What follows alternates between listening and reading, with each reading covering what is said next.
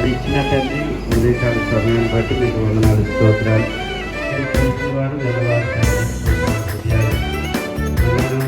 చూసుకొని తండ్రి స్తోత్రాలు వాళ్ళు సాక్షులుగా నిలబడినట్లు చూపించారు తండ్రి.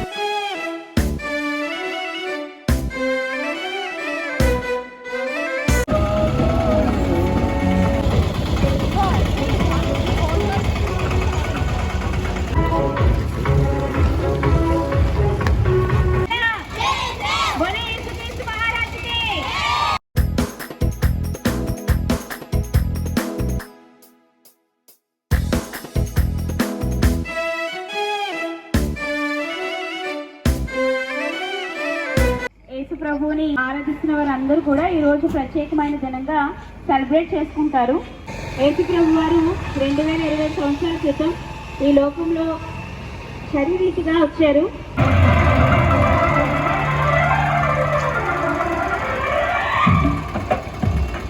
అటు తరువాత యూదుల పండుగ ఒకటి వచ్చెను గనుక యేసు యెరూషలేమునకు వెళ్ళెను. నీరు కదిలించుట కలదు. నీరు కదిలింపబడిన పిమ్మట మొదట ఎవడు దిగినో వాడు ఎట్టి వ్యాధి అయినను బాగుపడును. జీవం యేసుక్రీస్తు మహారాజుకి జై.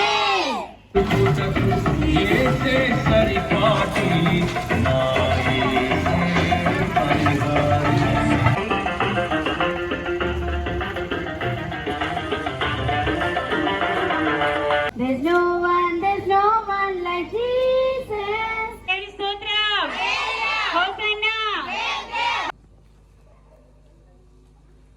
అందరూ భయపడ్డారు కానీ యేసుక్రీస్తు వెంటనే ప్రకృతిని, సముద్రమ గాలిని ఆదేశించగానే అది నిమ్మలమైందన్నమాట. యేసుక్రీస్తు మహారాజుకి జై. పాపుల రక్షకుడైన యేసుక్రీస్తుకి జై. But Jesus never failed. Your mommy may let you down. Your daddy may let you down. Jesus never fails. Jesus never fails. ఇదిగో మాతోనే ఒక ఆటో ఉంది. ఆటోలోని చిన్న యేసుప్రభు వారు, అదేవిధంగా పక్కనే గాడిద పిల్ల కూడా ఉంది కదండి. అయితే దాని స్టోరీ ఏంటి ఒక 2 మాటల్లో నేను మీకు చెప్పాలని ఆశపడుతున్నాను. యుద్ధాలకి గుర్రాలను వాడేవారు. అదేవిధంగా తూర్పు ఆ యొక్క దేశాల్లో ఏంటంటే ఏదైనా శాంతి సంధి చేసుకోవడానికి గాడిదలు వాడేవారు. అంటే ఈయన శాంతి స్థాపనకి వచ్చారు.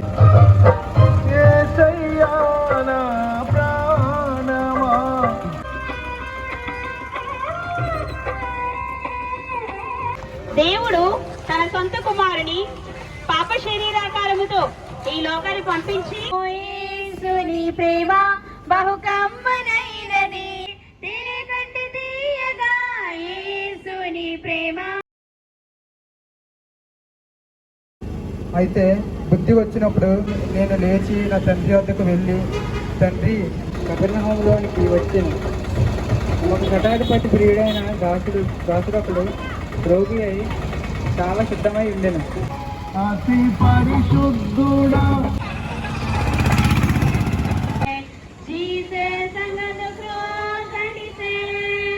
Luke 19:10. For the Son of Man came to seek and to save the lost. ఇక్కడ ఉన్న ఒక చిన్నవాణి యొద్ద 5 యవల రొట్టెలు, 2 చిన్ని చేపలు,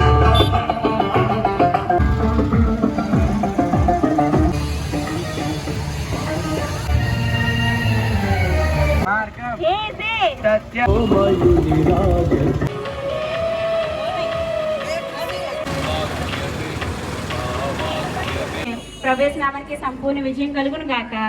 ఆమేన్.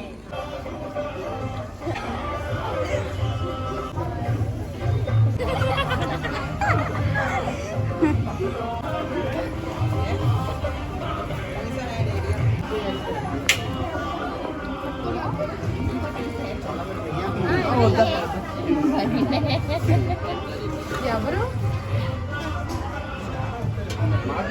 సరే అక్క అయిపోయింది.